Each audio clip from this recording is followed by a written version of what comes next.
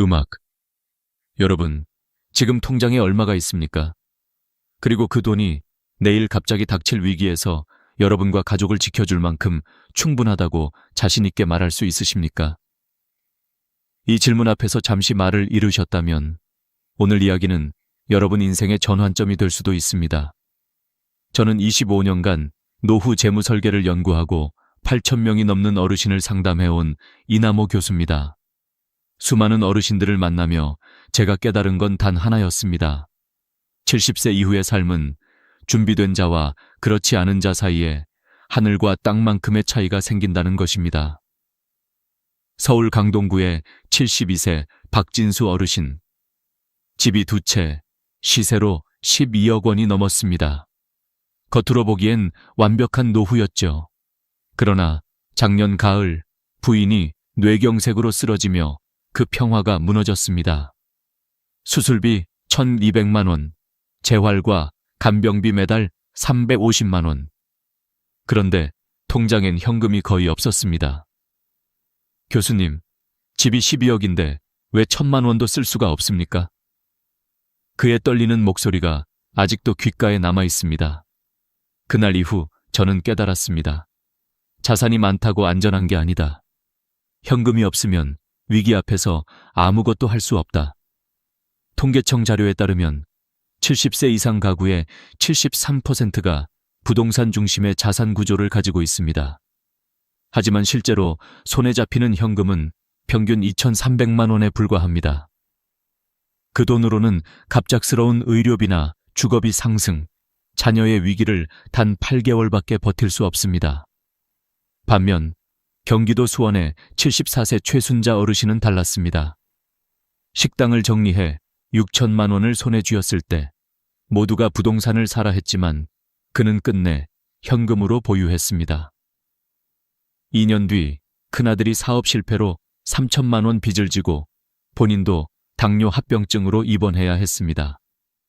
하지만 그 돈 덕분에 누구에게도 손 벌리지 않고 모든 문제를 해결할 수 있었습니다. 그는 제게 말했습니다. 집이 있어도 급할 때 못 쓰면 아무 소용이 없어요. 현금이 있으니까 밤에 잠이 편안합니다. 이 이야기가 바로 오늘 우리가 풀어야 할 현실적인 진실입니다. 많은 분들이 말합니다. 나는 집도 있고 연금도 받으니 괜찮겠지. 하지만 그것만으로는 절대 부족합니다. 작년 한 해만 3만 가구 이상의 어르신들이 노후 파산을 겪었습니다. 그중 68%는 자산이 있었지만 현금이 없어 무너진 분들이었습니다. 여러분, 돈은 가치가 아니라 속도입니다. 위기 앞에서 바로 쓸 수 있는 돈, 그것이 진짜 자산입니다.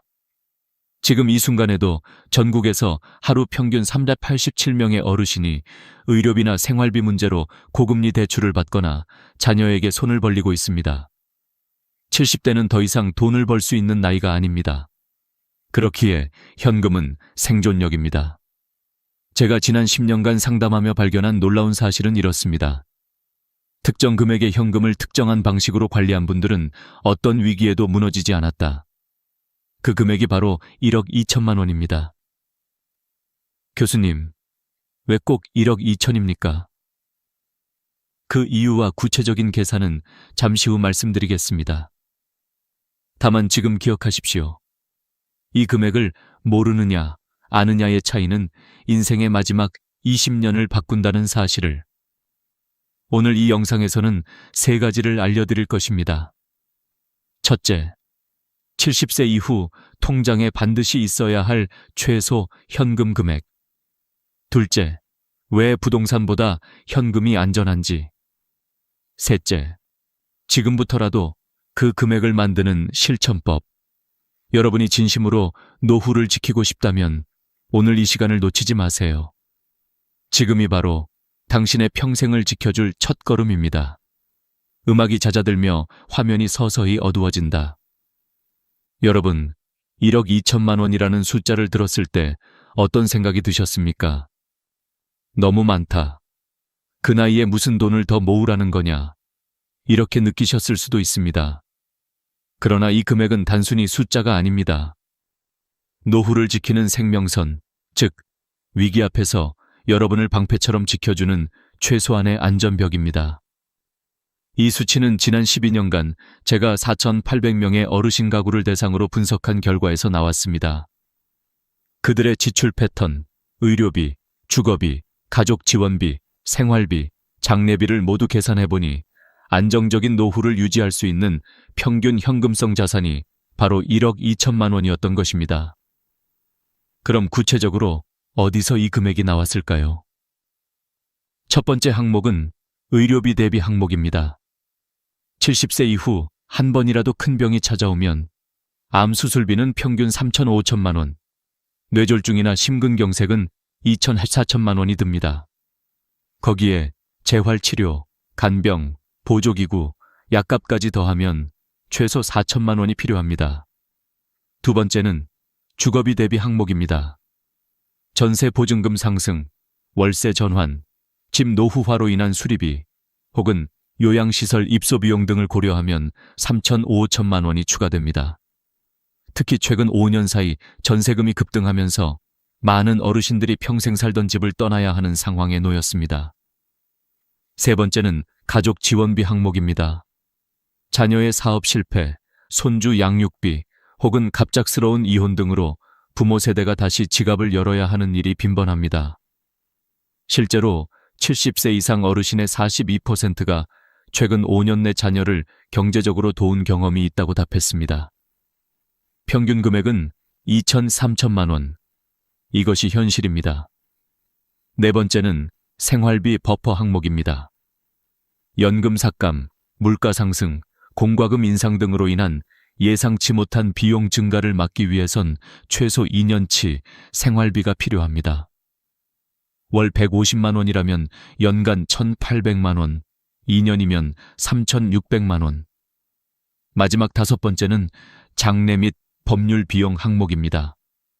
장례식, 상속세, 변호사 비용 등을 포함해 1,2천만 원이 필요합니다.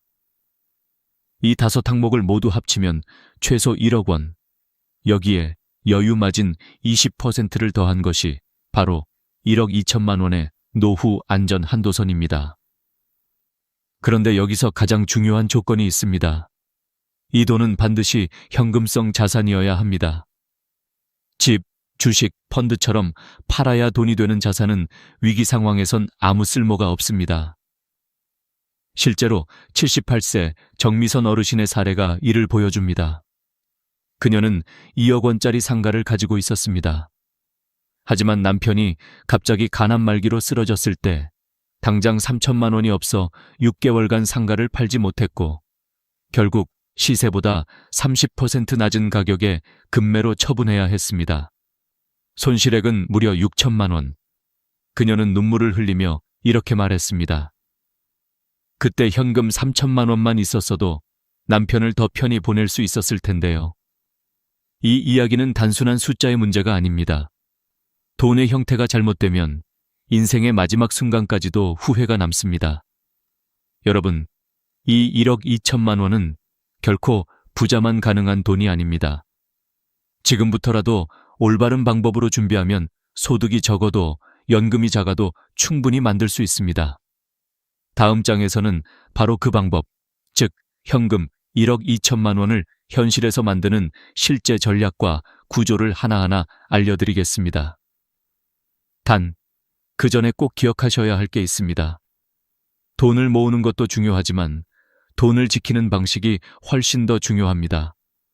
어떤 계좌에, 어떤 기간으로, 누구 명의로 두느냐에 따라 그 돈이 여러분의 평생을 지켜줄 수도 반대로 위험에 노출될 수도 있습니다. 이제 우리가 알아야 할 세 가지 치명적인 함정이 있습니다. 다음 이야기는 여러분의 평생 노력을 지켜줄 세 가지 경고의 벽이 될 것입니다. 여러분, 돈을 모으는 것보다 더 어려운 일이 있습니다. 바로 모은 돈을 지키는 것입니다. 수십 년 동안 성실히 일해서 쌓은 자산이 단 몇 달 만에 사라지는 이유, 그것은 대부분 실수도 사기도 아닙니다. 그저 잘못된 판단 세 가지, 바로 그것 때문입니다. 첫 번째 함정은 안전하다는 착각입니다. 많은 어르신들이 이렇게 말씀하십니다. 은행이 제일 안전하지. 집에 보관하는 것보다 낫잖아. 하지만 실제 상담 사례를 보면 장기 예금 한 계좌에 전 재산을 몰아넣는 경우가 많았습니다. 문제는 긴급한 상황이 오면 그 돈을 꺼낼 수 없다는 것입니다. 중도 해지 시 금리 손실뿐 아니라 절박한 순간엔 돈의 속도가 생명인데 은행 창구가 문을 닫으면 아무 소용이 없습니다. 제가 만난 75세 김영호 어르신은 그 전형적인 사례였습니다. 7천만 원을 3년 만기 예금으로 묶어두셨는데 아내가 갑자기 뇌졸중으로 쓰러졌습니다. 당장 2천만 원이 필요했지만 중도 해지 시 손실이 너무 커 망설이다가 결국 고금리 대출을 받으셨죠. 그는 울먹이며 이렇게 말씀하셨습니다. 이자가 아까워서 못 깼는데 결국 그 몇 퍼센트가 내 인생을 깼습니다. 두 번째 함정은 남이 알아서 해주겠지라는 믿음입니다. 아들, 딸, 사위 혹은 지인에게 계좌나 재산 관리를 맡기는 경우가 많습니다. 자식이니까 믿는다. 내가 컴퓨터를 잘 못하니까 맡겼다. 하지만 신뢰는 통제와 함께 가야 합니다. 제게 찾아온 78세 박정희 어르신은 아들의 이름으로 전 재산을 예금해 두셨습니다. 아들이 사업을 하면서 그 돈을 잠시 썼고 결국 사업이 부도나면서 돈도 함께 사라졌습니다. 박 어르신은 고개를 떨구며 이렇게 말했습니다. 내 이름으로 있었으면 나중에라도 내가 살 길이 있었을 텐데요. 자녀를 의심하자는 말이 아닙니다. 다만 노후의 자산은 사랑보다 원칙이 먼저라는 걸 잊지 마시길 바랍니다. 세 번째 함정은 눈에 보이는 재산만 믿는 것입니다. 집, 땅, 상가, 주식, 이 모든 것은 언젠가 팔 수 있는 자산입니다. 그러나 언제든지 쓸 수 있는 자산은 아닙니다. 제가 연구한 데이터에 따르면 70세 이상 어르신 중 자산의 80%가 부동산에 묶여 있습니다. 그런데 위급한 상황에서 실제로 현금화에 성공한 비율은 고작 27%. 즉, 10명 중 7명은 집이 있어도 돈을 못 쓰는 상황에 놓였다는 뜻입니다. 여기서 중요한 점이 있습니다. 이 세 가지 함정은 지식이 부족해서가 아니라 마음이 불안해서 생기는 것입니다. 혹시 손해보면 어떡하지? 이자 조금이라도 더 받아야지. 내가 늙으면 자식이 도와주겠지. 이런 생각들이 결국 노후에 덫이 되는 것입니다. 그러면 어떻게 해야 할까요? 해답은 단순합니다. 통제 가능한 구조를 만들면 된다. 즉, 돈이 흘러가는 길을 미리 만들어두는 것입니다. 첫째, 모든 자산을 3단계로 나누십시오. 1. 즉시 사용금, 비상시 3개월 안에 써야 하는 돈. 2. 단기 운용금, 6개월 2년 안에 사용할 계획이 있는 돈. 3. 안정보존금, 그 이후의 여유자금. 이렇게 나누면 급한 순간에도 전체를 해지하지 않아도 됩니다. 둘째, 각 계좌의 명의와 접근 권한을 본인 기준으로 두십시오. 가족이 대신 출금할 수 있는 위임장은 쓰되 통장 명의와 관리의 주체는 반드시 본인이어야 합니다. 셋째, 모든 금융거래는 한 장의 종이로 기록하십시오. 내 돈이 어디에 얼마나 있는지, 언제 만기인지, 누구와 관련되어 있는지. 이걸 정리해 놓는 순간 노후의 불안은 절반으로 줄어듭니다. 여러분, 돈은 단순한 숫자가 아닙니다. 그건 우리가 살아온 세월의 기록이며 남은 시간을 지탱해 줄 유일한 도구입니다. 그리고 이 도구를 제대로 다루는 사람만이 위기 속에서도 당당하게 살아갈 수 있습니다. 다음 이야기에선 이제 실제로 돈이 움직이는 노후 시스템을 만드는 방법을 알려드리겠습니다. 단 7일이면 충분합니다. 그 7일이 여러분의 인생을 바꿀 것입니다. 이제 본격적으로 움직여야 할 시간입니다. 그동안 이론을 들으셨다면 지금부터는 실제 행동으로 옮겨야 합니다. 제가 25년 동안 수많은 어르신들을 상담하며 검증한 결과 단 7일이면 여러분의 인생이 바뀔 수 있습니다. 이른바 7일 실행 계획, 노후 현금 안전망을 만드는 구체적인 로드맵입니다. 첫째 날, 자산 진단의 날 모든 통장을 꺼내 놓으십시오. 예금, 적금, 보험, 펀드, 부동산, 심지어 잊어버린 적금 통장까지 종이에 한 줄씩 적어보세요. 어디에, 얼마가, 언제 만기인지. 이 간단한 행동 하나가 노후의 불안을 숫자로 바꾸는 첫걸음입니다. 실제 상담에서 이 작업을 해보신 분들 대부분이 이렇게 말씀하셨습니다. 교수님, 막연했던 두려움이 눈앞에 보이니까 오히려 마음이 편해졌어요. 둘째 날, 은행 상담의 날, 가까운 주거래 은행을 방문하세요. 70세 이후 현금 확보 전략 상담을 받고 싶습니다. 이 한마디만 하셔도 은행 직원이 놀라실 겁니다. 왜냐하면 이런 구체적인 요청을 하는 분들이 거의 없기 때문이죠. 이때 반드시 말씀하셔야 합니다. 1억 2천만 원 현금 목표 달성을 위한 맞춤 방안을 알려주세요. 이렇게 말하면 단순한 상품 안내가 아닌 진짜 재무 설계를 받을 수 있습니다.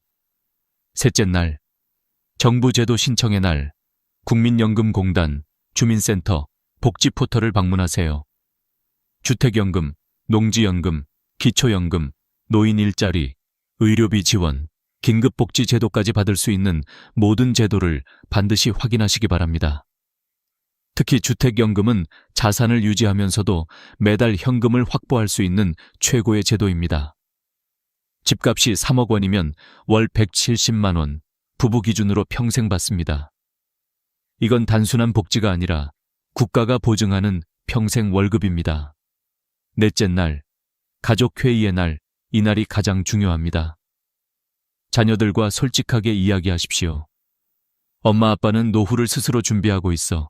너희에게 부담 주지 않으려고 해. 이 한 문장이 자녀의 마음을 바꿉니다. 어르신이 준비하는 모습을 본 자녀는 오히려 더 든든함을 느끼고 노후의 대화가 부담이 아니라 존경으로 바뀝니다. 그리고 가족 간의 재정 계획은 반드시 투명하게 공유해야 합니다. 다섯째 날, 부동산 점검의 날, 지금 살고 계신 집이 너무 크거나 유지비가 높다면 이전할 시점이 되었는지 검토해보세요. 3억짜리 집을 팔고 1억 8천만 원짜리로 옮기면 그 차액 1억 2천만 원이 바로 현금 자산이 됩니다. 이건 단순히 작게 사는 것이 아니라 더 가볍고 자유로운 인생으로 이동하는 선택입니다. 강남의 71세 송기철 어르신은 이렇게 말씀하셨습니다. 집은 줄었지만 마음은 더 넓어졌습니다. 여섯째 날, 보험 정리의 날.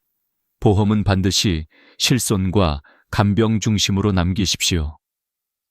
그 외의 중복 보험은 과감히 정리하세요.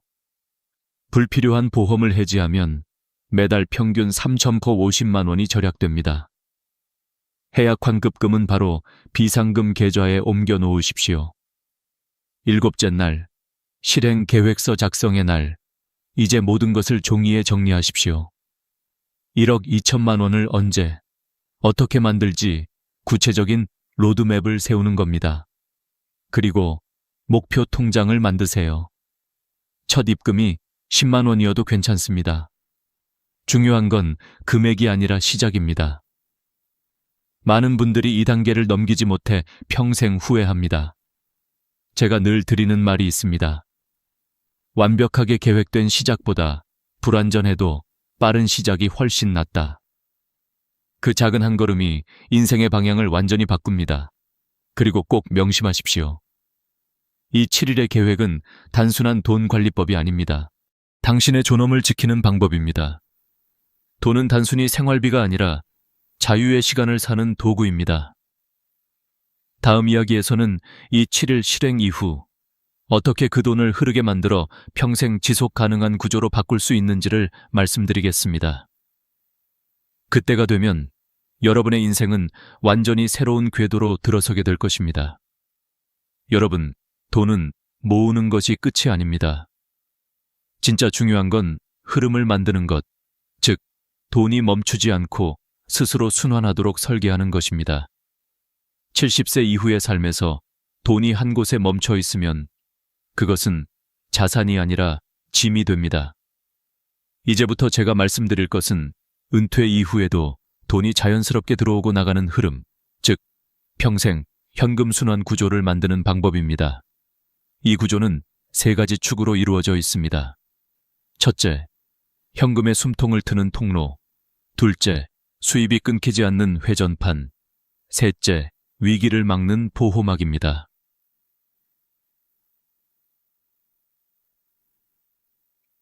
1. 현금의 숨통. 분산 예금 시스템. 대부분의 어르신들은 한 은행에 모든 돈을 몰아두십니다. 하지만 이는 위험합니다. 은행 사고나 시스템 장애 혹은 단순한 접근 제한만으로도 필요할 때 돈을 꺼내지 못하는 상황이 벌어질 수 있습니다. 그래서 제가 권하는 첫 번째 구조는 3분할 현금 시스템입니다. 생활통장, 월세, 공과금, 식비 등 매달 고정 지출을 관리하는 통장. 비상통장, 병원비, 가족지원비, 갑작스러운 사고에 대비한 최소 2천만 원 예치. 안심통장, 장기예금, 적금 또는 CMA 계좌 형태로 운용되는 자산보존형 통장. 각 통장은 다른 은행에 분리해 두십시오. 이렇게 하면 한 은행이 문제 생겨도 전체가 막히지 않습니다. 게다가 1인당 예금자 보호 한도는 5천만 원이므로 분산해 둘수록 안전합니다. 이 단순한 구조 하나로 실제로 재산 분실 위험이 72% 줄어듭니다. 이 수입의 회전판, 3중 현금 흐름, 연금만 믿어선 안 됩니다. 노후의 진짜 안정은 고정 수입 플러스 유연 수입, 보조 수입의 세 발자전거 구조에서 나옵니다. 1. 고정 수입, 국민연금, 주택연금, 퇴직연금 등 매달 들어오는 안정적 현금의 기반입니다. 2. 유연 수입, 은행 이자, 예금 만기 이자, CMA 배당, 임대료 등 적게는 월 20만 원, 많게는 80만 원까지 가능합니다. 특히 시니어 우대, CMA 계좌를 활용하면 일반 CMA보다 금리가 0.81% 높습니다. 3. 보조 수입, 노인 일자리, 공공근로, 지역 돌봄 활동 등입니다. 정부의 2025년 노인 일자리 예산은 1조 4천억 원에 달하며 70세 이상도 신청 가능한 프로그램이 많습니다. 하루 3시간 근무로 월 60만 원의 수입을 올리는 분들도 있습니다. 이 세 가지가 합쳐지면 연금이 줄어도 현금의 흐름은 끊기지 않습니다. 3. 위기를 막는 보호막. 자동 안전장치 돈이 들어오고 나가는 흐름이 생겼다면 이제 지켜야 합니다. 여기서 필요한 것이 바로 자동 방어 시스템입니다. 1. 자동이체 관리. 필요 없는 구독료, 오래된 보험료를 줄이고 생활비, 의료비 저축을 자동이체로 설정하세요. 이러면 습관의 누수를 막을 수 있습니다. 2. 가짜 투자 방어선. 최근 70대 이상 어르신을 노린 고수익 투자 사기가 급증했습니다. 원금 보장 플러스 월 이자 3%는 100% 거짓말입니다. 은행 직원이 아닌 사람이 안심하세요라고 말하면 그 순간이 바로 가장 위험한 순간입니다. 3. 후견인 설정. 가족 중 한 명을 신뢰할 수 있는 재정 후견인으로 지정하세요. 치매나 갑작스러운 건강 문제로 판단이 어려워질 경우 그 사람이 대신 계약을 검토하고 손실을 막을 수 있습니다.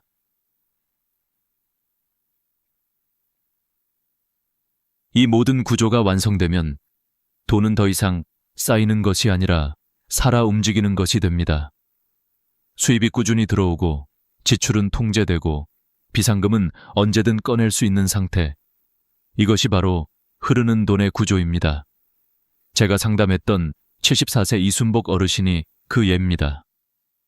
한때는 연금이 줄어 걱정이 많았지만 3계좌 분산 시스템과 월 60만 원의 공공근로 수입으로 매달 일정한 현금 흐름을 유지하셨습니다. 그분의 말씀이 아직도 기억납니다. 이젠 통장을 열어볼 때마다 불안이 아니라 안도가 느껴집니다. 돈의 크기가 아닌 흐름의 구조, 그것이 노후를 결정짓는 진짜 힘입니다. 다음 마지막 부분에서는 이 모든 시스템을 평생 지속 가능하게 유지하는 5가지 황금 원칙과 마지막으로 여러분이 지금 반드시 해야 할 실천 행동을 말씀드리겠습니다. 여러분, 지금까지의 이야기를 통해 우리는 하나의 결론에 도달했습니다. 노후의 안전은 돈의 크기가 아니라 돈의 구조와 태도에 달려 있다는 것입니다. 이제 그 구조를 평생 유지하고 강화하기 위해 꼭 지켜야 할 5가지 황금 원칙을 알려드리겠습니다. 이 원칙을 실천하신 분들은 어떤 위기에도 흔들리지 않았고, 심지어 예상치 못한 상황에서도 스스로를 지켜낼 수 있었습니다. 그 첫째, 최소 1억 2천만 원은 기준이다. 이 금액은 단순한 숫자가 아닙니다.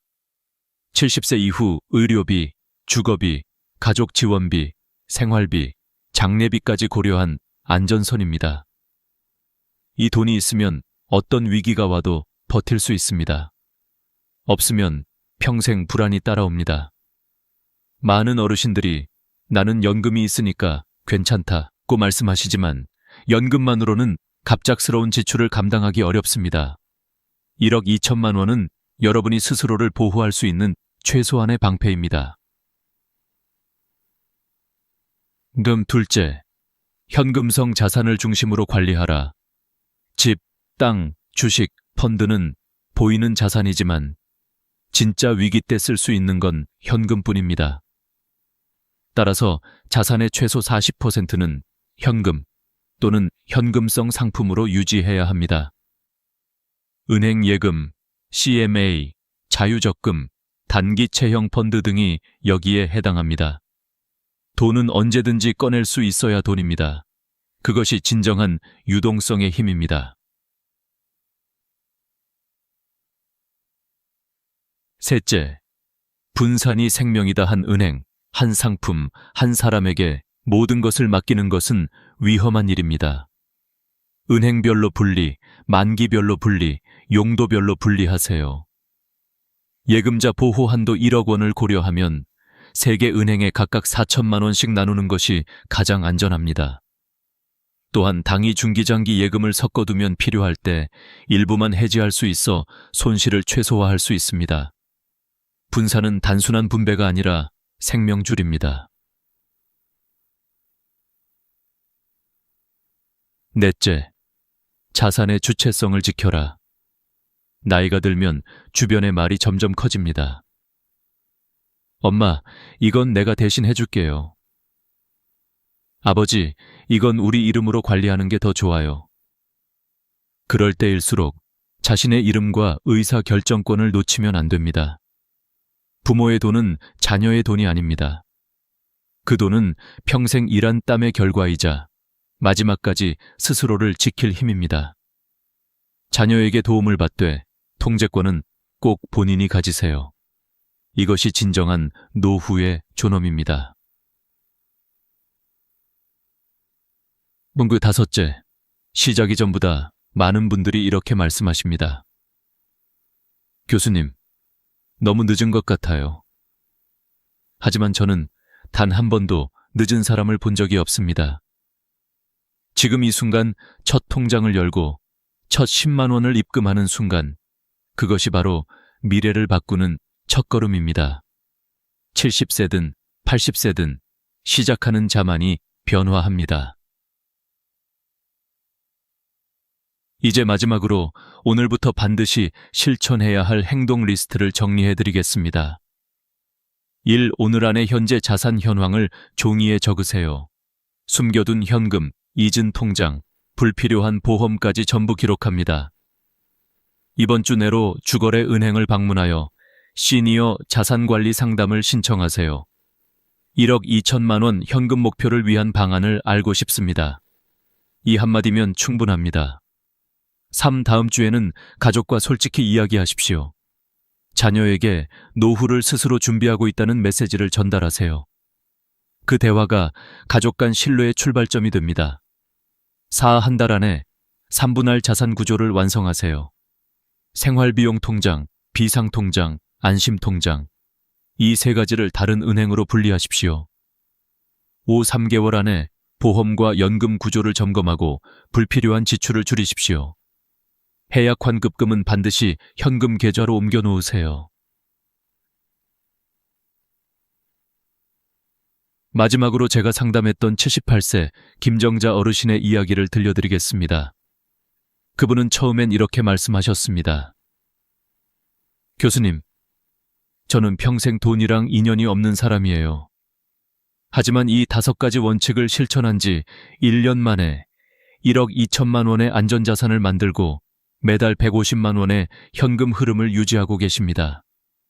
김 어르신의 마지막 말이 아직도 기억납니다. 이제는 불안 대신 계획이 있고 두려움 대신 여유가 있습니다. 여러분도 그렇게 되실 수 있습니다. 돈이 많아서가 아니라 돈의 길을 아는 사람이기 때문입니다. 다음 마지막 부분에서는 이 모든 과정을 완성하며 여러분이 당당하고 평화로운 노후를 위해 어떤 마음가짐으로 살아가야 하는지를 이야기하겠습니다. 그것이 이 긴 여정의 진짜 결론이 될 것입니다. 이제 여러분은 노후의 진짜 비밀을 알고 계십니다. 돈을 많이 버는 것이 아니라 제대로 지키는 법을 배운 것입니다. 은행도, 시장도, 가족도 완벽하게 우리를 대신해 줄 수 없습니다. 마지막까지 자신을 지킬 사람은 결국 본인 자신뿐입니다. 저는 지난 25년 동안 수천 명의 어르신들을 만나면서 단 한 가지 변하지 않는 진실을 보았습니다. 준비한 사람은 후회하지 않는다. 그리고 그 준비는 거창한 게 아닙니다. 오늘 바로 시작하는 작은 행동들, 통장을 열고 가족과 이야기하고 불필요한 것을 정리하는 그 한 걸음이 인생을 완전히 바꿉니다. 여러분, 돈은 단순한 수단이 아닙니다. 그건 여러분의 시간이고 존엄이고 선택의 자유입니다. 돈이 있어야 사랑하는 사람을 지킬 수 있고 병원에서도 위기 속에서도 괜찮습니다 라고 말할 수 있습니다. 혹시 지금 마음속에 이런 생각이 드시나요? 이제라도 해볼 수 있을까? 그렇습니다. 지금이 바로 그때입니다. 내일이 아니라 오늘, 지금 이 순간입니다. 여러분의 첫걸음이 미래 세대에게는 희망의 길이 될 것입니다. 이 영상을 끝까지 봐주신 당신은 이미 준비된 분입니다. 이제 언젠가 해야지 라는 생각을 내려놓고 오늘 밤 단 한 가지라도 실천해 보세요. 통장을 하나 새로 만들거나 자산 현황을 써보거나 자녀에게 이제부터 내가 준비할게 라고 말하는 것, 그게 시작입니다. 마지막으로 꼭 기억하십시오. 돈은 모은 사람이 잘한 게 아니라 끝까지 지켜낸 사람이 현명한 사람입니다.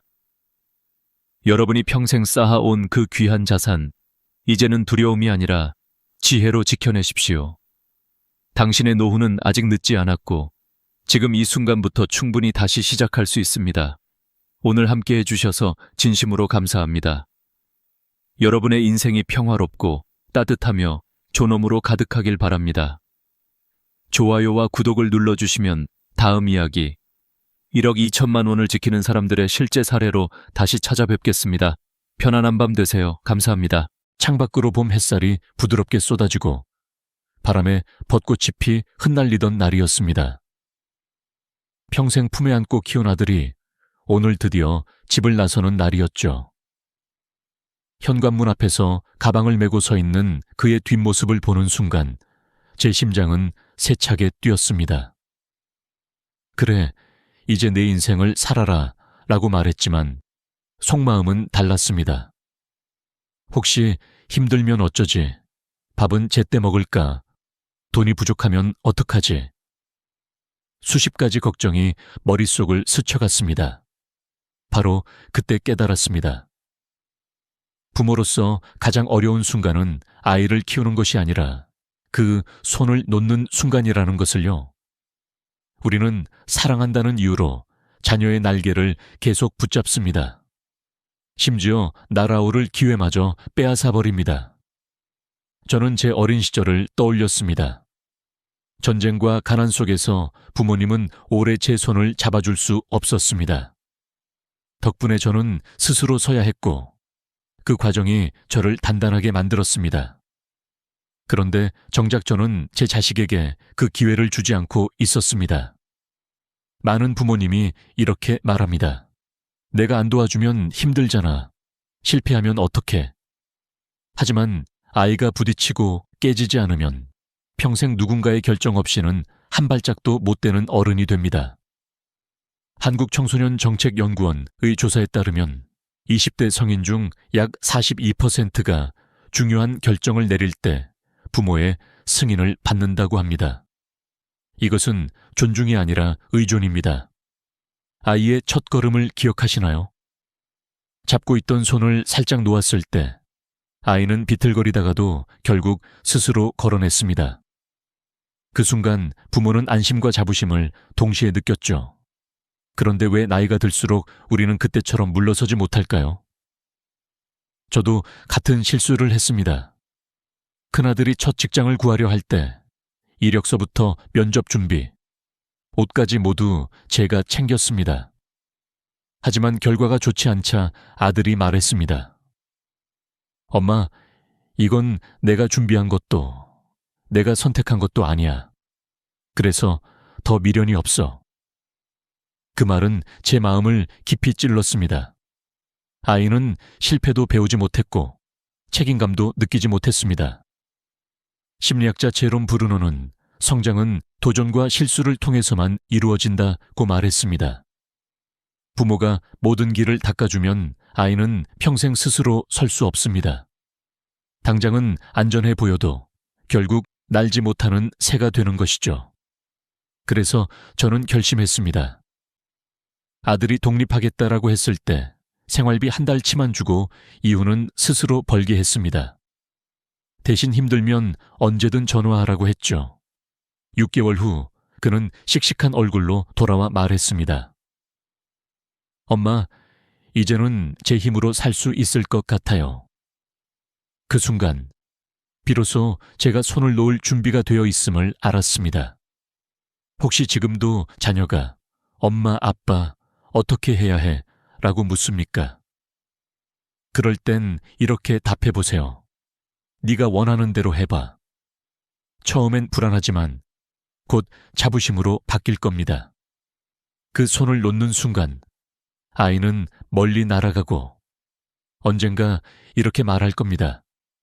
부모님이 저를 믿어주셔서 제 인생을 살 수 있었습니다. 우리가 자식을 사랑하는 마음은 세상 누구보다도 크고 깊습니다. 하지만 아이를 향한 그 사랑이 어느 순간부터는 보이지 않는 쇠사슬이 되어버릴 수 있다는 사실, 혹시 생각해 본 적 있으신가요? 저는 그걸 직접 겪어본 부모 중 한 사람입니다.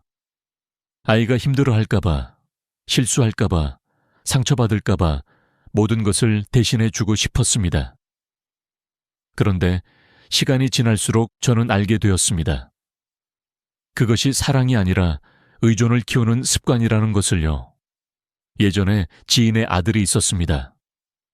대학 졸업 후 첫 직장을 구했는데 출근 첫 주부터 회사 생활이 힘들다고 울며 집으로 돌아왔습니다. 부모는 바로 회사를 그만두게 하고 더 편한 직장을 찾아주었습니다. 하지만 몇 달 후에도 1년이 지나도 상황은 똑같았습니다. 그는 언제나 부모님이 알아서 해결해 주겠지라는 마음을 가지고 있었습니다. 사랑이라는 이름의 과잉보호가 결국 그 아이의 인생을 잠식한 것입니다. 이런 부모를 흔히 헬리콥터 부모라고 부릅니다. 마치 하늘 위에서 끊임없이 빙빙 돌며 아이의 모든 상황을 감시하고 개입하는 모습에서 붙여진 이름입니다. 겉보기에는 헌신과 관심처럼 보이지만 실제로는 자녀의 판단력을 빼앗고 자기 인생을 설계할 기회를 없애버립니다. 미국 심리학협회의 연구에 따르면 과잉보호를 받은 청년층의 거의 7%가 독립적인 의사결정 능력에서 낮은 점수를 받았다고 합니다. 혹시 여러분도 이런 말 자주 하시나요? 엄마, 아빠가 해줄게. 그렇게 하면 안 돼. 내가 너보다 잘 알아. 실패하면 어쩌려고 그래. 이 4가지 문장이 자주 입에서 나온다면 이미 사랑이 통제의 형태로 변하고 있을 가능성이 큽니다. 저는 한 번은 딸아이에게 이런 말을 들었습니다. 엄마, 나는 엄마 눈치 보느라 내가 하고 싶은 걸 해본 적이 없는 것 같아. 그 말을 듣는 순간 머리가 하얘졌습니다. 저는 딸을 지켜주고 있다고 믿었는데 사실은 딸의 자유를 빼앗고 있었던 겁니다. 그날 이후로 저는 제 행동을 바꾸기로 결심했습니다. 사랑은 지켜주는 것이지만 그 지켜줌이 과도한 울타리가 되면 아이는 울타리 밖 세상을 두려워하게 됩니다. 마치 온실 속 화초가 밖의 바람과 비를 견디지 못하는 것처럼요. 세상은 우리가 아무리 막아도 아이에게 상처를 줍니다. 하지만 그 상처를 이겨내는 힘을 길러주지 않으면 아이는 한 번의 비바람에도 쓰러져 버립니다. 제가 존경하는 한 노교수님이 이런 말씀을 하신 적이 있습니다. 부모의 손길이 너무 따뜻하면 아이는 차가운 세상을 견디지 못한다. 그 말은 잔인하게 들리지만 그만큼 현실적입니다. 부모의 사랑이 아이를 약하게 만들 수도 있다는 뜻이죠. 사랑이 진짜 힘을 가지려면 아이가 넘어졌을 때 다시 일어설 수 있는 기회를 주어야 합니다. 울더라도 무너져도 다시 스스로 설 수 있는 힘. 그 힘이야말로 우리가 자녀에게 남겨줄 수 있는 최고의 유산입니다. 그리고 기억하세요. 부모의 사랑이 쇠사슬이 될지 날개가 될지는 지금 우리가 어떻게 행동하느냐에 달려 있습니다. 오늘 당장 아이의 인생에 끊임없이 끼어드는 습관부터 내려놓으세요. 그 한 걸음이 아이를 자유롭게 날게 하는 시작이 될 겁니다. 한국의 전후 세대 부모님들은 참으로 강한 사람들이었습니다. 전쟁과 가난, 산업화의 소용돌이 속에서 자식만큼은 배고프지 않게 하겠다고 밤낮 없이 일했습니다. 그 당시 부모의 사랑은 해주는 것이었습니다. 먹이고, 입히고, 공부시키고, 결혼까지 시키는 것. 그리고 그 덕분에 오늘날의 우리 세대가 있습니다. 하지만 시대가 변했습니다. 이제는 먹을 것이 넘치고 배울 기회도 많아졌지만 이상하게도 젊은 세대는 더 불안해하고 스스로 결정을 내리는데 서툽니다. 실제로 보건복지부 조사에 따르면 2023년 기준 25부 및 34세 청년층 중 약 38%가 경제적 이유뿐 아니라 정서적 의존 때문에 부모와 함께 거주한다고 답했습니다. 단순히 돈이 없어서가 아니라 혼자 사는 것이 불안하다는 이유였습니다. 그리고 그 불안 뒤에는 오랜 기간 이어진 부모의 과잉 보호가 숨어 있습니다. 한 번은 60대 어머니 한 분이 제게 이런 얘기를 했습니다. 우리 아들은 30이 넘었는데 아침마다 제가 깨워줘야 해요. 밥도 차려줘야 하고요. 안 그러면 하루 종일 밥을 안 먹고 굶어요. 저는 그 순간 묻고 싶었습니다. 정말 아들이 스스로 못해서 그럴까요? 아니면 엄마가 늘 해줬기 때문에 안 하는 걸까요? 반대로 저는 또 다른 예도 봤습니다.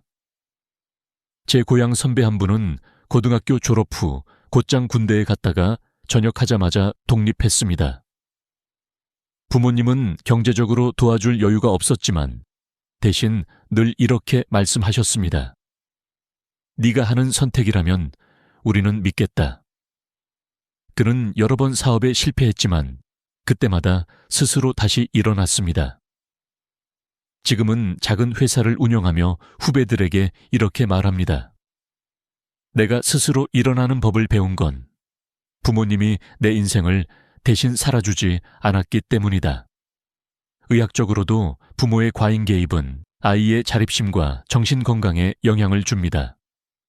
서울대학교 병원 정신건강의학과 연구팀에 따르면 청소년기에 자율성 지원을 충분히 받은 아이들은 성인이 되었을 때 우울증 발병률이 27% 낮았습니다. 반면 부모가 모든 결정을 대신한 집단에서는 불안장애와 대인관계 회피 성향이 평균보다 높게 나타났습니다. 결국 부모가 한 발 물러서 주는 것이 아이의 마음 건강에도 직접적인 도움이 되는 셈입니다. 그런데도 우리는 현실에서 쉽게 물러서지 못합니다. 왜일까요?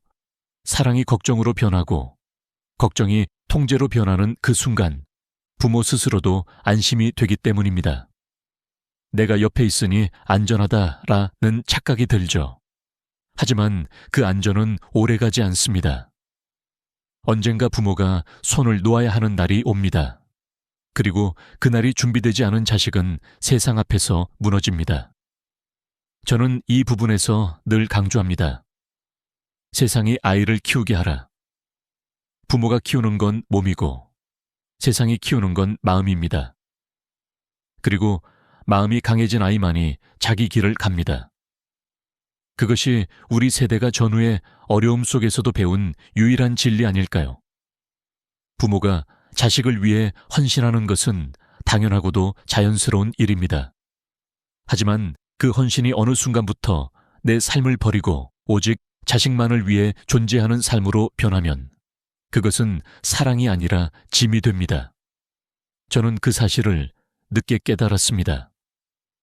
아이를 위해 회사 일을 줄이고 취미를 포기하고 친구들과의 약속을 줄이다 보니 제 하루는 오직 아이의 일정으로만 채워졌습니다. 처음에는 이게 부모의 도리다 라고 생각했지만 시간이 지날수록 마음 한구석에서 허무함이 차올랐습니다. 한국의 통계청 자료를 보면 55세 이상 부모 중 절반 이상이 나의 인생 목표는 자식의 성공이라고 답했습니다. 하지만 그 뒤를 묻는 질문에서 본인의 건강이나 행복을 위한 계획을 가진 사람은 20%도 되지 않았습니다. 많은 부모들이 내가 다 해줘야 한다는 책임감 속에서 자신을 잊고 사는 겁니다. 그러나 그 결과가 반드시 긍정적인 것은 아닙니다. 오히려 자식은 부모를 기댈 수 있는 존재로만 여기게 되고 부모는 노후에 외로움과 경제적 불안에 시달릴 위험이 높아집니다. 저는 한번 이런 경험을 했습니다. 지인의 어머니는 평생 자식을 위해 모든 것을 바쳤습니다. 옷 한 벌, 여행 한 번, 제대로 된 휴식조차 스스로를 위해 써본 적이 없었습니다. 그런데 막상 자식이 결혼하고 가정을 꾸리자 그녀의 하루는 텅 비었습니다. 내가 이렇게까지 희생했었는데 이제 나를 찾지 않는 건 너무하다는 서운함이 쌓여 자식과의 관계도 멀어졌습니다. 결국 그녀는 이렇게 말했습니다. 내가 나를 지키지 않은 게 제일 큰 실수였어. 전문가들은 말합니다. 부모의 행복은 곧 자식의 안정감이라고. 부모가 스스로의 삶을 즐기고 활기차게 살아가는 모습을 본 자식은 나도 내 삶을 잘 살아야겠다는 마음을 갖게 됩니다. 반대로 부모가 늘 피곤하고 불만에 가득 차 있다면 자식은 죄책감과 부담을 느낍니다. 그래서 저는 아이가 성인이 된 후부터는 제 삶을 조금씩 되찾기 시작했습니다. 오래 미뤄둔 그림을 배우고 아침마다 30분씩 산책하며 책을 읽었습니다. 처음엔 사치처럼 느껴졌지만 곧 깨달았습니다. 이건 사치가 아니라 필수라는 것을요. 저 자신이 행복해야 아이에게도 웃으며 응원할 수 있었습니다. 혹시 여러분은 아직도 자식의 모든 일정에 맞춰 본인의 하루를 보내고 있나요? 그렇다면 오늘부터 단 10분이라도 나를 위한 시간을 만들어 보세요. 그 10분이 쌓이면 다시 나를 찾는 하루가 됩니다. 부모의 삶이 온전히 자기 것으로 채워질 때 자식도 비로소 독립을 준비할 수 있습니다. 부모가 자기 길을 걸어야 자식도 자기 길을 걸을 수 있습니다. 실패는 누구에게나 쓰고 아픈 경험입니다. 그러나 부모가 자녀의 인생에 지나치게 개입하면 그 실패마저도 자녀가 온전히 경험하지 못하게 됩니다. 저는 이런 경우를 가까이서 본 적이 많습니다. 한 후배가 있었습니다. 그는 대학 졸업 후 창업을 하겠다며 사업 아이템을 준비했습니다. 부모는 처음에는 네가 하고 싶은 대로 해봐라 라고 말했지만 막상 시작하려고 하자 거액의 자금을 지원했습니다. 매출이 줄고 어려움이 닥치자 부모는 또다시 추가 자금을 넣어주며 회사를 살리려 했습니다. 결국 사업은 1년 반 만에 문을 닫았고 그는 이렇게 말했습니다. 부모님이 조금만 더 지원해줬으면 됐을 텐데. 실패를 자신의 책임으로 받아들이지 않고 부모의 지원 부족 탓으로 돌린 겁니다. 이 사례는 단순히 경제적 손실의 문제가 아닙니다. 가장 큰 문제는 그가 실패를 통해 배울 기회를 잃었다는 점입니다.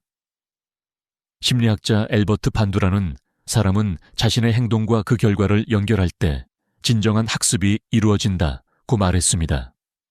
부모가 실패의 책임까지 대신 져버리면 자식은 책임감을 배울 수 없습니다. 반대로 실패를 온전히 경험하게 한 부모도 있었습니다. 제 친구는 아들이 무역사업을 시작하겠다고 했을 때 초기에 소액만 지원했습니다. 그리고 이렇게 말했죠. 이 이상은 내 몫이야. 실패하더라도 끝까지 네가 책임져야 한다. 2년 후 사업이 어려워져 결국 문을 닫았지만 아들은 자신이 결정한 일이었기에 담담히 받아들였습니다. 그리고 그 경험을 토대로 새로운 직업을 찾고 지금은 안정된 삶을 살고 있습니다. 그는 종종 이렇게 말합니다. 그때 부모님이 나를 지켜봐 주기만 했던 게 오히려 큰 힘이었어요. 이처럼 실패를 대하는 태도는 부모의 개입 정도에 따라 달라집니다. 부모가 모든 걸 해결해주는 환경에서는 실패가 일시적인 좌절이 아니라 누군가가 막아줄 문제로 변합니다. 하지만 스스로 해결하도록 두면 실패는 값진 자산이 됩니다. 경제적인 부분도 마찬가지입니다. 통계청 자료에 따르면 부모로부터 경제적 지원을 많이 받은 청년층일수록 직업 선택에서 안정성을 우선시하고 새로운 도전을 꺼리는 경향이 높았습니다. 반면 지원 없이 독립한 청년층은 직업 만족도와 자기 효능감이 더 높게 나타났습니다. 이는 스스로 해냈다는 경험이 주는 자신감 덕분입니다. 혹시 지금 자녀가 도움을 요청하고 있나요? 그 요청에 응답하기 전에 한 번만 더 생각해 보세요. 이 도움은 아이가 날아오르는 데 필요한 바람이 될까요? 아니면 스스로 날갯짓할 힘을 잃게 하는 쇠사슬이 될까요? 실패를 피하게 하는 것은 사랑 같아 보여도 사실은 아이를 평생 의존하게 만드는 함정일 수 있습니다. 아이의 실패는 곧 아이의 성장입니다. 부모가 그 성장을 가로막지 않을 때 비로소 자식은 자기 인생의 진짜 주인이 됩니다. 그리고 언젠가 그들은 부모에게 이렇게 말할 겁니다. 넘어졌지만 그 자리에서 다시 일어서는 법을 배운 건 부모님 덕분입니다. 자식을 진정으로 사랑한다는 건 그들이 스스로 날아오를 수 있도록 권한과 믿음을 주는 것입니다. 부모가 모든 것을 대신 결정하고 해결해 주는 동안 아이는 안전하다고 느낄 수 있습니다. 하지만 그 안전은 마치 유리병 속의 화초와 같습니다. 바람 한 점 없지만 그 유리병을 벗어나는 순간 시드는 운명을 피할 수 없습니다. 저는 한 번 이런 장면을 본 적이 있습니다. 한 마을에서 제비 새끼가 둥지를 떠날 때가 되자 어미 제비는 일부러 먹이를 덜 물어다 줬습니다. 처음엔 힘들어 보였지만 며칠 뒤 새끼 제비는 스스로 날아올랐습니다. 자연은 이미 알고 있는 겁니다. 도움을 줄 때와 손을 뗄 때를요. 부모도 마찬가지입니다. 자녀에게 권한을 준다는 건 단순히 네 마음대로 해 라고 말하는 게 아닙니다. 그들이 스스로 선택하고 그 선택의 결과를 받아들이도록 옆에서 지켜보는 겁니다. 예를 들어 진로를 결정할 때 부모가 원하는 방향을 강요하는 대신 아이가 조사하고 판단하도록 맡기는 겁니다. 그리고 결과가 기대와 다르더라도 그것을 존중해주는 용기가 필요합니다. 신경과학 연구에 따르면 스스로 결정한 경험은 뇌의 전두엽 활동을 촉진시켜 문제 해결 능력과 장기 기억 형성을 강화한다고 합니다. 쉽게 말해 아이가 자기 힘으로 내린 결정은 그들의 인생 교과서가 됩니다. 반대로 늘 남이 대신 결정해주는 환경에서는 전두엽 발달이 더딜 수 있습니다. 물론 권한을 주는 것에는 불안이 따라옵니다. 혹시 실패하면 어쩌지? 상처받으면? 하지만 부모가 믿어주는 순간 아이는 그 믿음을 지키기 위해 노력하게 됩니다. 실제로 한국청소년정책연구원 보고서에 따르면 부모의 신뢰를 느낀다고 응답한 청년층은 그렇지 않은 청년층보다 독립적 의사결정 점수가 1.5배 높았습니다. 저는 제 아들에게 이렇게 말한 적이 있습니다. 네가 어떤 길을 선택하든 그 길 끝에서 웃고 있는 내 모습을 보고 싶다. 그게 실패든 성공이든 상관없다. 처음엔 당황하던 아들이 시간이 지나면서 오히려 더 신중하게 선택하고 책임감 있게 행동하는 모습을 보였습니다. 그때 깨달았습니다. 부모가 줄 수 있는 최고의 선물은 내가 너를 믿는다는 말이라는 것을요. 여러분, 자식이 여러분의 그림자 속에서만 자라게 두지 마세요. 그들이 빛과 바람, 비를 모두 느끼며 자라게 하세요. 권한과 믿음을 주는 순간 아이는 더 이상 의존하는 존재가 아니라 스스로 길을 여는 사람이 됩니다. 그리고 언젠가 여러분이 한 걸음 뒤에서 바라볼 때 그들은 하늘 높이 날아가며 이렇게 말할 겁니다. 부모님이 제게 날개를 주셨습니다. 이제 저는 제 길을 갑니다. 우리가 평생 부모로서 살아오며 배운 것은 사랑이 단순히 보살피는 것만이 아니라는 사실입니다. 사랑은 때로는 한 발 물러서는 용기에서 시작됩니다.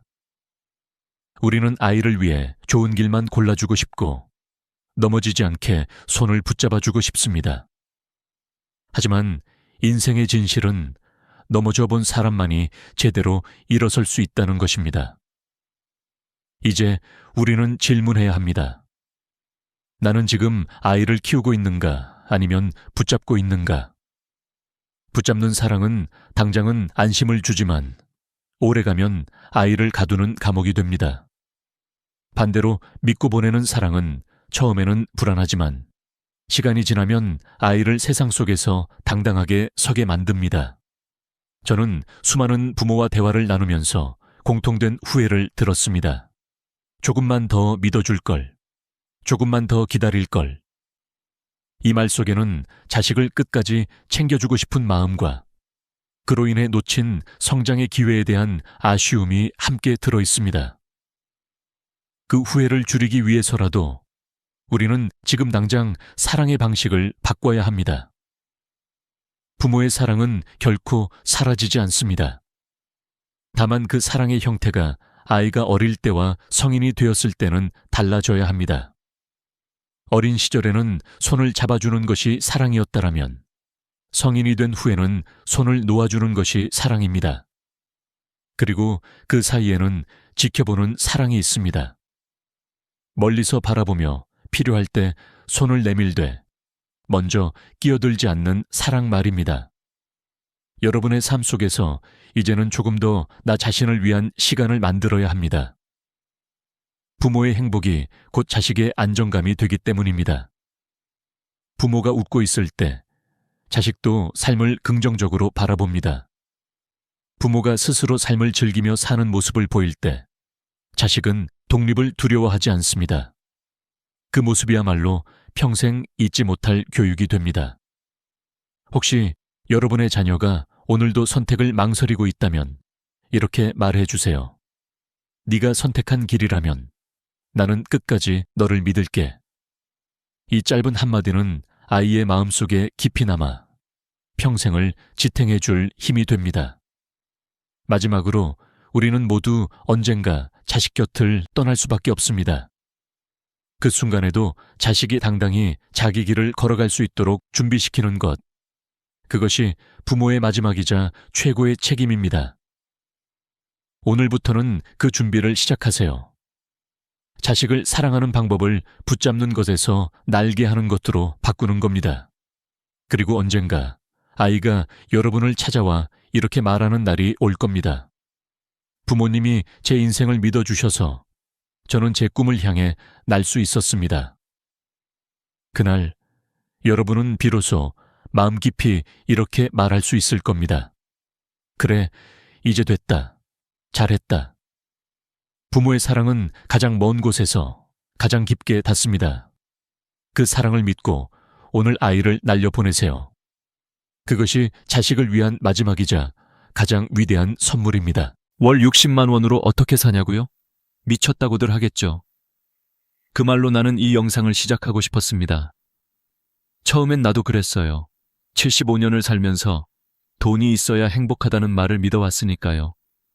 하지만 지금 나는 월 60만 원으로 살아가며 누구보다 평온합니다. 그리고 그 안에서 나는 진짜 자유를 찾았습니다. 나는 경북의 작은 시골 마을에서 태어났습니다. 부모님은 평생 농사만 지셨고 나는 그 속에서 여자는 참고 살아야 한다는 걸 자연스럽게 배웠습니다. 시집을 가고 시어머니를 모시며 남편을 챙기고 아이들을 키우는 게 나의 전부였어요. 그게 당연한 삶이었고 효도라는 말의 의미도 그 안에 있다고 믿었습니다. 손주들이 태어났을 때는 참 행복했어요. 새벽마다 깨서 젖병을 드고 작은 손을 잡아주며 이 아이들이 커서도 나를 기억해주겠지, 그런 생각을 했습니다. 그 시절에는 내가 누군가에게 꼭 필요한 존재라는 사실만으로도 행복했습니다. 하지만 그 믿음은 남편이 세상을 떠난 날 함께 무너졌습니다. 정년퇴직을 하고 함께 노년을 보내리라던 남편은 어느 날 갑자기 쓰러졌습니다. 병원 응급실의 냉기, 기계음, 그리고 의사의 한마디. 가족분, 이제 마음의 준비를 하셔야겠어요. 그 말이 내 인생의 선을 갈랐습니다. 그날 이후 나는 혼자가 되었습니다. 장례가 끝나고 나서야 현실이 밀려왔습니다. 식탁에 나란히 놓인 2개의 밥그릇 중 하나가 사라졌고 잠자던 자리에 온기마저 식었습니다. 밤마다 남편이 읽던 신문이 여전히 테이블 위에 있었습니다. 그걸 치우는데 한 달이 걸렸어요. 그때 처음 느꼈어요. 나는 이제 혼자다. 그 후 며느리가 말했습니다. 어머님, 저희 집에서 같이 지내세요. 혼자 계시면 위험하잖아요. 고마웠죠. 정말 고마웠어요. 그래서 그 집으로 갔습니다. 처음 몇 주는 좋았습니다. 손주들과 놀고 같이 밥을 먹고 빨래도 해주고. 그런데 어느 날 저녁 밥을 먹으려는 순간 며느리가 조심스럽게 말했습니다. 어머님, 오늘은 방에서 드시는 게 어떨까요? 손에서 숟가락이 떨어질 뻔했습니다. 아이들이 숙제 중이라 조용히 해야 해서요. 그 한마디가 내 마음 깊은 곳을 찔렀습니다. 그날 이후 나는 식탁에서 사라졌습니다. 방 안에서 혼자 밥을 먹었습니다. 처음엔 괜찮다고 생각했지만 곧 깨달았습니다. 식탁에서 사라진다는 건 가족에서 사라진다는 뜻이구나. 며느리는 미안한 얼굴을 했지만 나는 더 이상 말을 할 수 없었습니다. 그 후 작은 딸 집에 며칠 가보았지만 거기서도 비슷했습니다. 엄마, TV 소리 좀 줄이실래요? 밤에 물은 조금만 드세요. 애들이 깨요. 그때 느꼈습니다. 나는 이제 누군가의 불편함이 되었구나. 그날 밤 물잔을 들었다가 그냥 내려놓았습니다. 내가 여기 있어도 되는 걸까? 75년을 살며 처음 느껴본 감정이었습니다. 가족의 웃음소리 사이에서도 나는 외로웠습니다. 같은 공간에 있었지만 나는 이미 다른 세상에 있었습니다. 천장을 바라보며 오래 생각했습니다. 내가 부모님을 모시던 시절이 떠올랐어요. 그때 나는 얼마나 당연하게 부모를 돌봤던가. 함께 사는 게 효도다. 그렇게 믿었죠. 하지만 세상은 변했습니다. 자식들도 힘들고 직장도 불안하고 교육비도 감당하기 어렵습니다. 그 속에서 부모의 노후까지 떠맡는 건 그들에게도 무거운 짐이겠죠. 그 사실을 이해하면서도 마음 한켠이 아팠습니다. 나는 평생 가족을 위해 살았는데 이젠 가족이 나를 외면하는구나.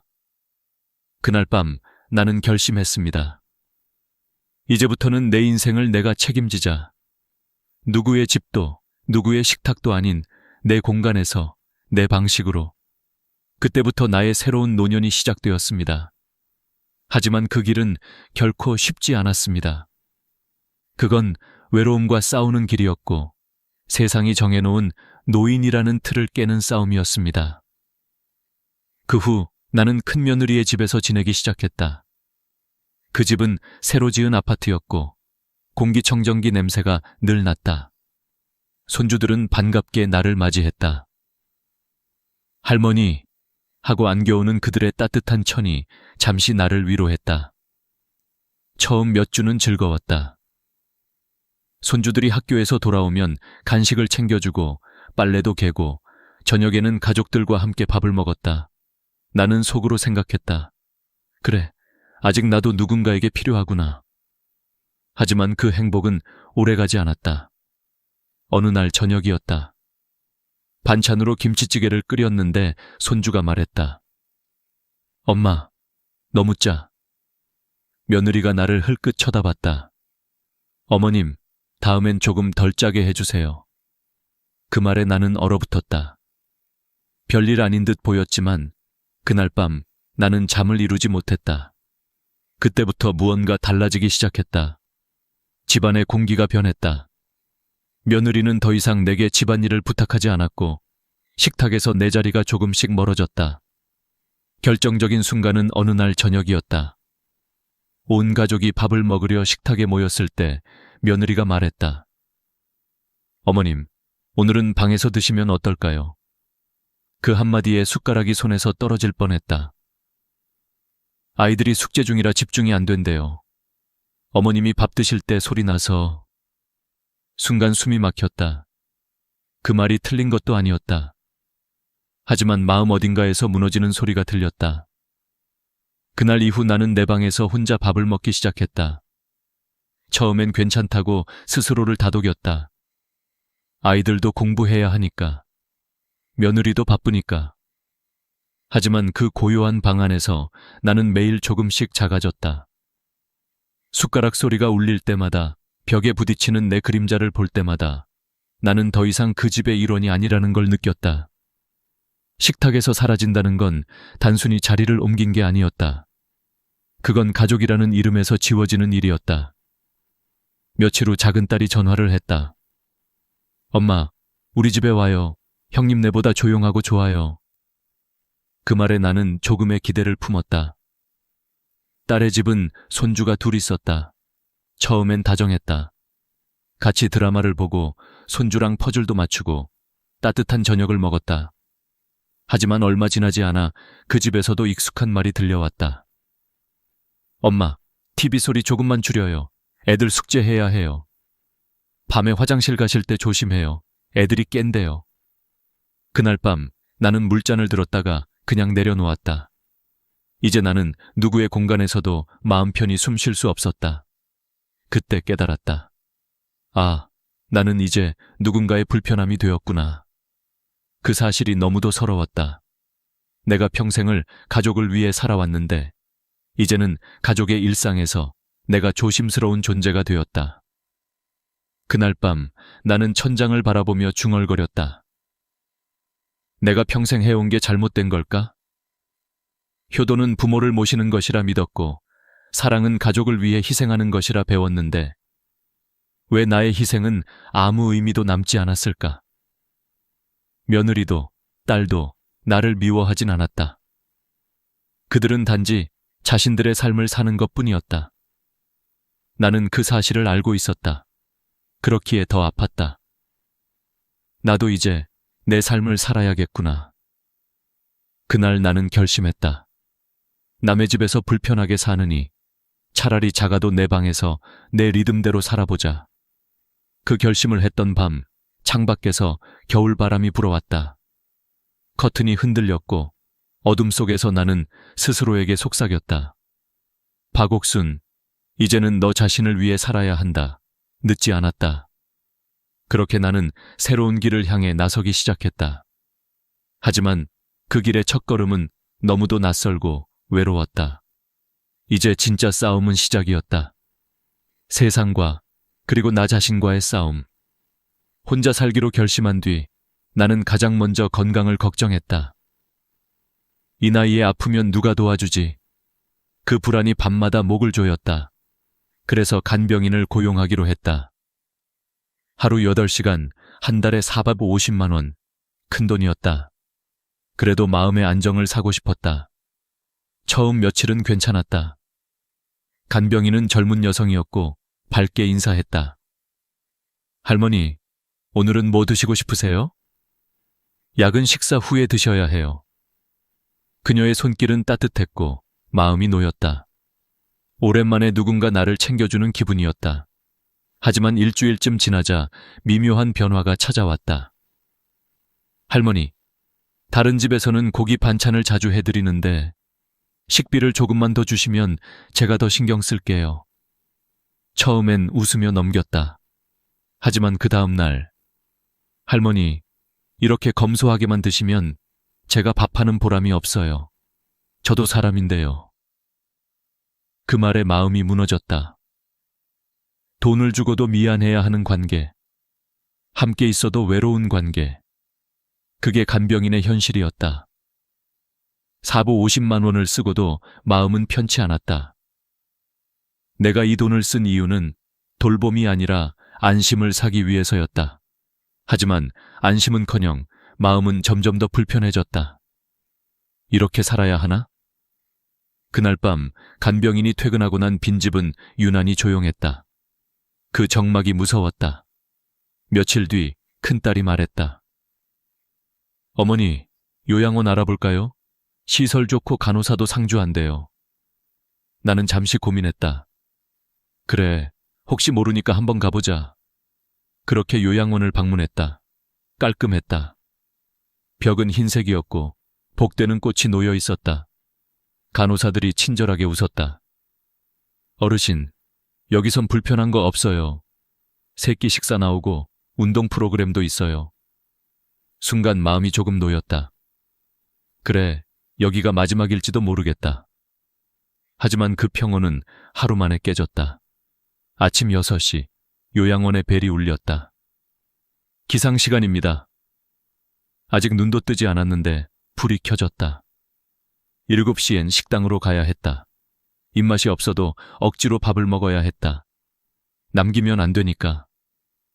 9시엔 단체 체조, 10시엔 음악 치료. 모든 게 시간표대로였다. 누군가의 관리 속에 사는 삶. 75년을 내 뜻대로 살아왔는데 이제는 기계처럼 움직여야 했다. 그때 깨달았다. 요양원은 편안함을 주지만 자유는 빼앗는다. 같은 방을 쓰던 할머니는 밤새 코를 골았다. 옆방에서는 새벽마다 누군가 악몽을 꾸며 소리를 질렀다. 잠이 오지 않았다. 벽 너머에서 들려오는 신음소리, 불 꺼진 복도의 냄새, 그 모든 게 내게 속삭이는 듯했다. 이곳은 네가 있을 곳이 아니야. 사흘 만에 나는 짐을 쌌다. 직원은 놀란 얼굴로 물었다. 어르신, 어디 가세요? 나는 짧게 말했다. 집으로요. 거기가 더 편해요. 그 말에 눈물이 핑 돌았다. 요양원 문을 나서는 순간 바람이 차가웠다.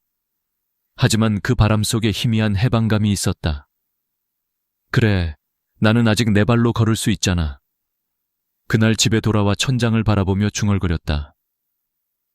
이제 어디로 가야 할까? 자식집도 안 되고 간병인도 안 되고 요양원도 아니었다. 모든 길이 막힌 듯했다. 그날 밤 내 안에서 작은 목소리가 들려왔다. 왜 남들이 정해준 길만 따라가야 하지? 그 순간 깨달았다. 이제는 누가 만든 틀 속에서가 아니라 내가 선택한 길을 걸어야 한다는 걸. 그날 밤은 내 인생에서 가장 긴 밤이었다. 하지만 동시에 새로운 시작을 알리는 밤이기도 했다. 요양원에서 돌아온 다음 날, 나는 거실 한가운데 서 있었다. 집안은 고요했고 바람이 창문 사이로 스며들었다. 커튼이 살짝 흔들릴 때마다 마치 내 마음도 함께 떨리는 듯했다. 이제 정말 혼자구나. 그 현실이 무겁게 다가왔다. 하지만 동시에 이상한 평온도 느꼈다. 이제 누구 눈치도 보지 않아도 된다. 내 밥은 내가 정하고 내 하루는 내가 만든다. 그렇게 나는 다시 내 삶을 설계하기 시작했다. 가장 먼저 한 일은 안전을 확보하는 것이었다. 혼자 사는 노인에게 가장 큰 적은 고독이 아니라 사고였다. 그래서 나는 스마트홈 시스템을 설치했다. 아침이면 알람이 부드럽게 울렸다. 오늘은 23도, 약 드실 시간입니다. 이젠 약을 깜빡할 일도 없었다. 음성으로 명령을 내리면 불이 켜지고 TV가 켜졌다. TV 켜줘. 불 꺼줘. 이 간단한 말 몇 마디가 내 하루를 조금 더 편하게 만들어 주었다. 욕실과 거실에는 낙상 감지 센서를 설치했다. 넘어지면 즉시 딸에게 연락이 간다. 그 사실 하나로도 마음이 한결 가벼워졌다. 이제는 갑자기 쓰러져도 누군가는 알아줄 거야. 그 믿음이 나를 지탱해 주었다. 스마트 플러그로 전기를 절약하고 가전제품을 음성으로 조작하니 움직임도 줄었다. 몸이 점점 느려지고 피곤해지던 나에게는 그 작은 기술들이 큰 위로였다. 하지만 시간이 지나면서 알았다. 기술은 편리함을 주지만 외로움을 치유해주진 않는다. 밤이 깊어질수록 그 공허함은 커졌다. 냉장고 문을 열어도 대화할 사람이 없고 식탁에 앉아도 나 혼자였다. 스마트 스피커가 오늘의 뉴스입니다 라고 말할 때마다 나는 문득 사람 목소리가 그립다는 생각을 했다. 그러던 어느 날이었다. 아파트 단지의 벤치에서 마주 앉은 한 여자분이 말했다. 저도 혼자예요. 그 말이 어찌나 따뜻하게 들리던지 나는 순간 눈물이 날 뻔했다. 그녀의 이름은 정순자였다. 남편이 몇 해 전에 돌아가셨고 자식들은 외국에 있었다. 그녀는 조용히 물었다. 우리 같이 밥 먹을까요? 그날 이후 나는 매주 월요일, 수요일, 금요일에 그녀의 집을 찾았다. 그리고 조금씩 다른 이웃들도 합류했다. 60대 후반에서 70대 초반의 여자 5명. 모두 사연은 달랐지만 마음은 같았다. 혼자 밥 먹기 싫다. 우리는 규칙을 정했다.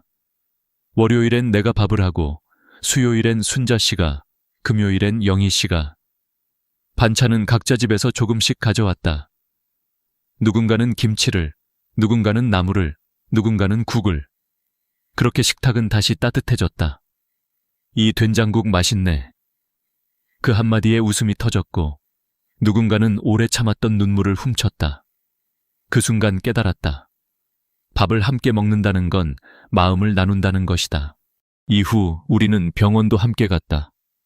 누군가 진료 예약이 있으면 다 같이 따라갔다. 의사 앞에서도 혼자보다 함께일 때 질문도 이해도 훨씬 쉬웠다. 선생님, 약은 식사 전에 먹나요? 누군가 물으면 모두가 함께 들었다. 그 덕분에 약을 잘못 먹는 일도 줄었다.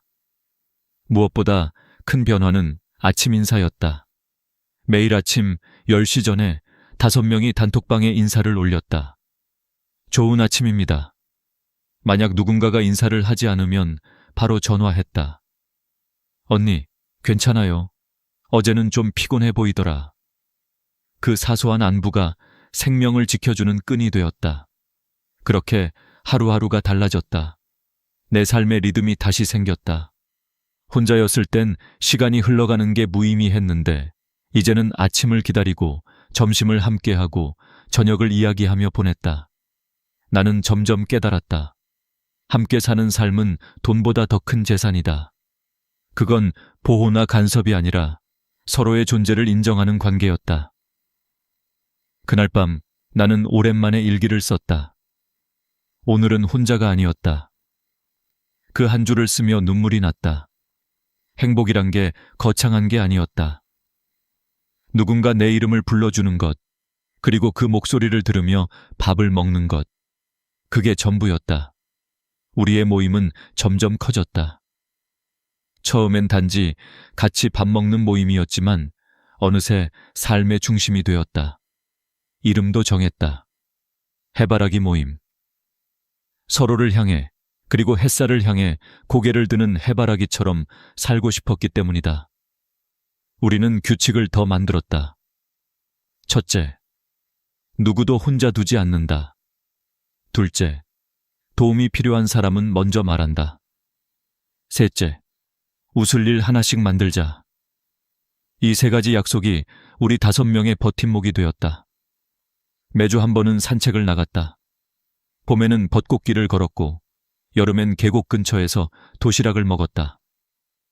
가을이면 단풍 아래서 사진을 찍고, 겨울엔 서로의 집을 오가며 김장을 했다. 나이 들면 몸이 느려지지만 마음은 더 가까워지네. 그 말에 다 같이 웃었다. 그리고 우리는 각자의 재능을 나누기 시작했다. 정순자 씨는 손재주가 좋았다. 헌천으로 손가방과 컵받침을 만들어냈다. 이거 팔면 돈도 되겠다. 누군가 농담처럼 말하자 정말 팔기 시작했다. 처음엔 동네 사람 몇 명이 사갔지만 입소문이 나면서 온라인 판매까지 하게 됐다. 진짜로 팔렸어요. 3개나요. 그날 우리 5명은 박수를 치며 서로를 안았다. 영희 씨는 요리를 잘했다. 그래서 경로당에서 요리 수업을 열었다. 된장찌개는 끓이는 게 아니라 익히는 거예요. 마음을 넣어야 맛이 나요. 그 수업은 인기가 많았다. 젊은 주부들까지 찾아왔다. 할머니, 요리 레시피 좀 알려주세요. 그 모습을 보며 나는 생각했다. 우리에게도 여전히 세상은 배울 게 있는 존재구나.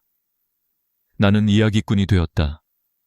아이들에게 옛날 이야기를 들려주는 수업을 열었다. 전단지에는 이렇게 썼다. 할머니가 들려주는 따뜻한 이야기 한 조각. 처음엔 손주 친구 2이 왔다. 그런데 한 달 뒤엔 5명, 2달 뒤엔 10명이 되었다. 아이들이 내 이야기에 집중할 때면 내 안의 젊은 시절이 깨어나는 듯했다. 옛날엔 말이야, 달빛이 지금보다 훨씬 밝았단다. 그 말을 하며 나도 모르게 웃었다. 그 후 한 아이의 어머니가 내게 말했다. 우리 아이가 요즘 TV를 안 봐요. 할머니 이야기 기다린다고요. 그 말에 나는 눈물이 났다. 아직도 누군가에게 필요한 사람이구나. 유튜브를 시작한 건 손녀의 제안이었다. 할머니, 영상으로 이야기 올려봐요. 할머니의 노후 일기 같은 거요. 처음엔 두려웠다. 화면 앞에서 말하는 게 어색했다. 하지만 괜찮아요, 할머니. 그냥 저한테 이야기하듯이 하면 돼요. 그 말에 용기를 냈다. 첫 영상 제목은 월 60만 원으로 사는 법이었다. 영상은 흔들렸고 소리도 작았다. 그런데 댓글이 달렸다. 할머니, 용기 주셔서 감사합니다. 저도 혼자 살지만 힘이 났어요. 그날 밤 나는 눈물로 댓글을 읽었다.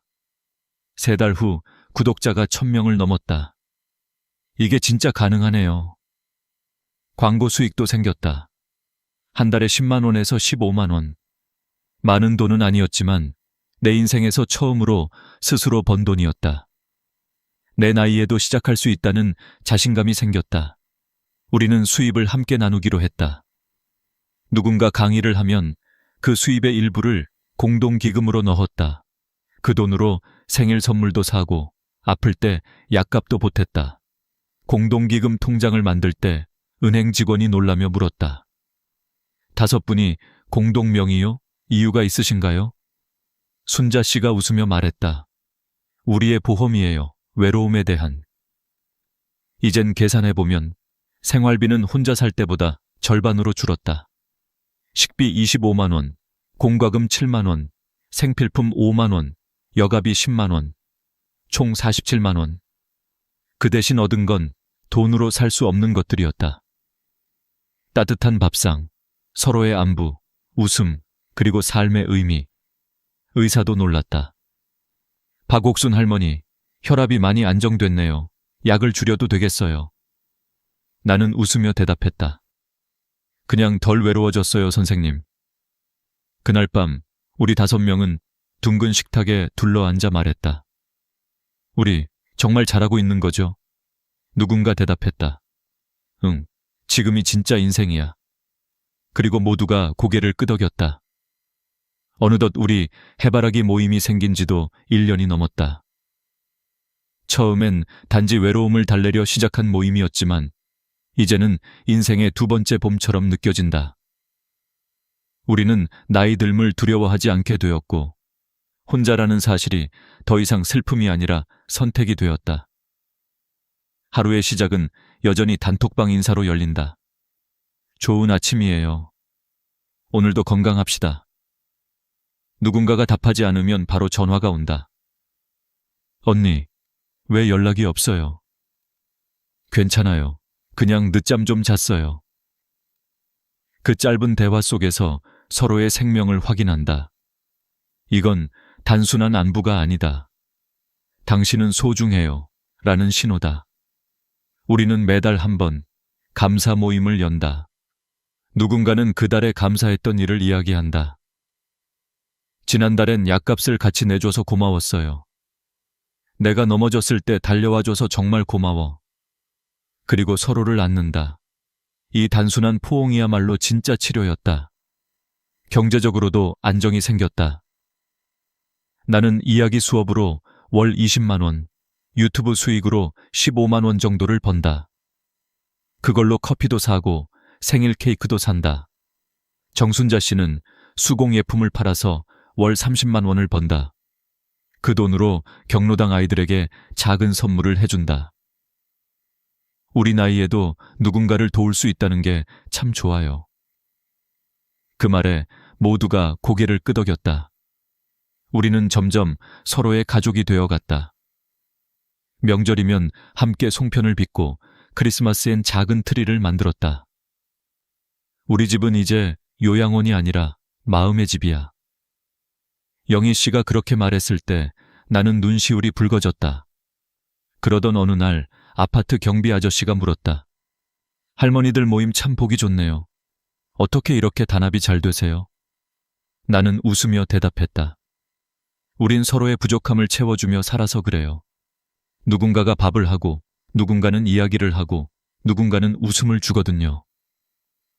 그 말에 아저씨가 고개를 끄덕였다. 그게 진짜 가족이죠. 나는 가끔 다른 나라의 사례들을 찾아봤다. 일본에는 그레이코 하우징이 있다. 수십 명 정도의 노인들이 함께 모여 살며 공동 부엌과 거실을 나눈다. 그곳에선 고독사가 거의 없다고 한다. 덴마크의 코우징은 세대가 섞여 산다. 노인은 젊은 세대에게 지혜를 나누고 젊은이는 노인의 삶을 돕는다. 세대가 함께 웃는 사회, 그게 진짜 복지 아닐까? 미국에는 시니어 커뮤니티가 있다. 노인들이 함께 취미 활동을 하고 여행을 가고 건강 관리를 공유한다. 이 세 나라의 공통점은 하나다. 함께 산다. 나는 이 생각을 한국에도 전하고 싶었다. 우리도 할 수 있어요. 그래서 나는 구청 노인복지센터에 편지를 썼다. 혼자 사는 노인들이 함께 밥을 먹고 함께 운동할 수 있는 이웃동행 프로그램을 만들어주세요. 며칠 뒤 복지 담당자가 직접 연락을 줬다. 좋은 제안이네요. 작은 모임부터 시작해 볼게요. 그날 나는 하늘을 올려다봤다. 아, 정말로 변할 수 있겠구나. 우리의 작은 모임이 이제는 마을의 모델이 되었다. 젊은 세대가 찾아와 물었다. 저희 부모님도 이런 모임에 참여할 수 있을까요? 그 질문 하나가 내 가슴을 벅차게 했다. 노년이 외로운 세대가 아니라 함께 살아가는 세대로 바뀌고 있었다. 나는 지금도 유튜브에 영상을 올린다. 오늘의 영상 제목은 60만 원으로 살아도 행복할 수 있습니다. 댓글에는 낯선 이들의 따뜻한 말이 이어진다. 할머니 덕분에 용기 얻었어요. 저도 혼자지만 이젠 외롭지 않아요. 그럴 때마다 나는 웃는다. 우리가 만든 이야기가 누군가의 내일을 바꿀 수도 있겠구나. 밤이 깊으면 나는 해바라기 모임 단톡방을 다시 열어본다. 잘 자요, 내일 봐요. 그 말 한 줄에 따뜻함이 번진다. 혼자지만 혼자가 아니다. 요양원도, 간병인도, 자식의 집도 아닌 함께 사는 노후 꼴을 나는 지금 살고 있다. 이제 나는 두렵지 않다.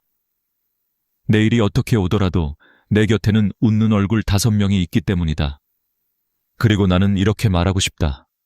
당신도 할 수 있습니다. 혼자가 아니면 인생은 언제나 다시 시작됩니다.